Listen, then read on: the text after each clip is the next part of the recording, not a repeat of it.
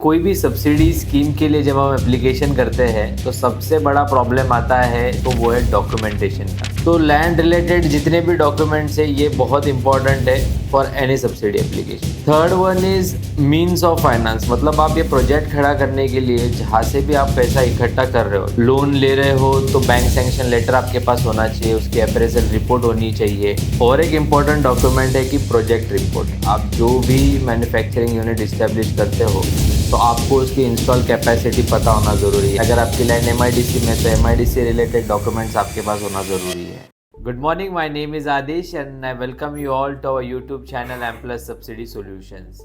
तो आज जानते हैं कि क्या क्या इंपॉर्टेंट डॉक्यूमेंटेशन लगते हैं फॉर एनी स्कीम या कोई भी सब्सिडी एप्लीकेशन के लिए। सो लेट्स बिगिन कि डिटेल डॉक्यूमेंटेशन क्या होंगे step by step. Number 1, land ownership documents. इसके अंदर आप जहाँ पे भी आपका यूनिट इस्टेब्लिश कर रहे हो आपका वो लैंड के ओनरशिप रिलेटेड डॉक्यूमेंट जैसे कि लीज एग्रीमेंट, जैसे कि 7/12 एक्सट्रैक्ट जिसको 7/12 भी बोलते हैं, आपका इंडस्ट्रियल एनए के डॉक्यूमेंट्स, लैंड डॉक्यूमेंट्स में एमआईडीसी लीज एग्रीमेंट। अगर आपकी लैंड एमआईडीसी में तो एमआईडीसी रिलेटेड डॉक्यूमेंट्स आपके पास होना ज़रूरी है। तो लैंड रिलेटेड जितने भी डॉक्यूमेंट्स है ये बहुत इंपॉर्टेंट है for any subsidy application. Number 2 is project investment proofs. बहुत सारे लोग इन्वेस्टमेंट्स करते हैं कोई भी प्रोजेक्ट में।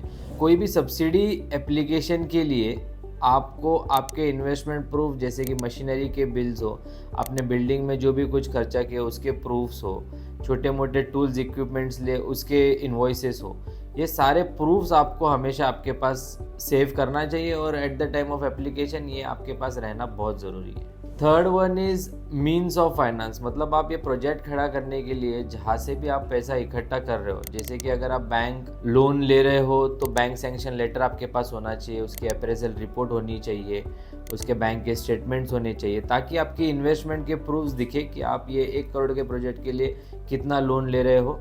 सिमिलरली आप खुद की इन्वेस्टमेंट, आपका मार्जिन मनी जो भी ये प्रोजेक्ट के अंदर इन्वेस्टमेंट कर रहे हो तो आपके अकाउंट से जो भी कुछ पैसे जाते हैं उसके आपके अकाउंट स्टेटमेंट्स आपके पास होने चाहिए।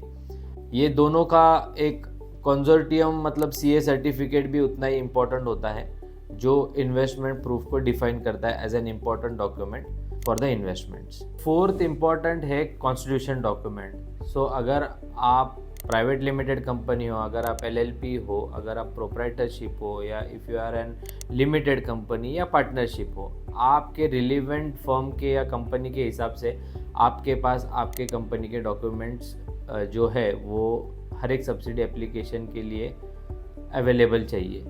जैसे कि प्राइवेट लिमिटेड में सर्टिफिकेट ऑफ इनकॉर्पोरेशन है, पैन कार्ड ऑफ कंपनी है, अगर कुछ चेंज अमेंडमेंट्स हुए रहेंगे कंपनी के तो वो डॉक्यूमेंट्स है, शेयर होल्डर सर्टिफिकेट्स है, एमओए, एओए। पार्टनरशिप में सभी पार्टनर्स के Aadhaar card, PAN card, partnership deed और पार्टनरशिप का पैन कार्ड, ये सभी रिलीवेंट कॉन्स्टिट्यूशन डॉक्यूमेंट्स आपके कॉन्स्टिट्यूशन के हिसाब से आपको हर एक सब्सिडी एप्लीकेशन के लिए सबमिट करना ज़रूरी होता है।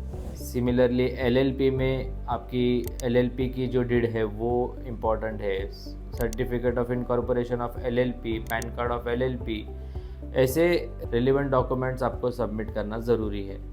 फिफ्थ सबसे important is NOCs, approvals, licences और रिलेवेंट रजिस्ट्रेशंस जो हर एक एमएसएमई फैक्ट्री इस्टेब्लिश करने के लिए लगते हैं वो डॉक्यूमेंट्स। तो ये जितने भी एनओसीज रिलेटेड डॉक्यूमेंट्स है एक फैक्ट्री के लिए वो हर एक सब्सिडी एप्लीकेशन के लिए बहुत ही मायने रखता है, ताकि कोई भी स्कीम या कोई भी जो भी स्पॉन्सरिंग एजेंसी है वो ये देख पाए कि ये ऑथेंटिकली इस्टेब्लिश हुई है या नहीं। तो ये एनओसीज बहुत बड़ा रोल प्ले करता है in your documentation part.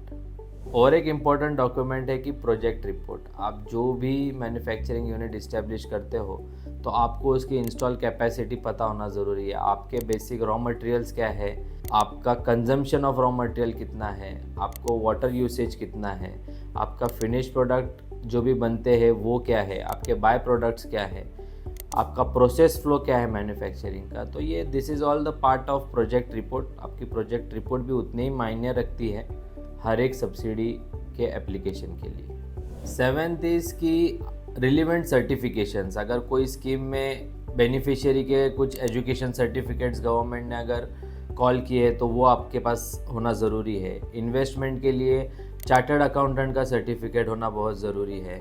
Similarly अगर आप स्ट्रक्चर खड़ा कर रहे हो, आपका कुछ सिविल कंस्ट्रक्शन है, तो आर्किटेक्ट का और चार्टर्ड इंजीनियर सिविल का सर्टिफिकेट आपको सपोर्टिंग डॉक्यूमेंट्स करके देना ज़रूरी होता है।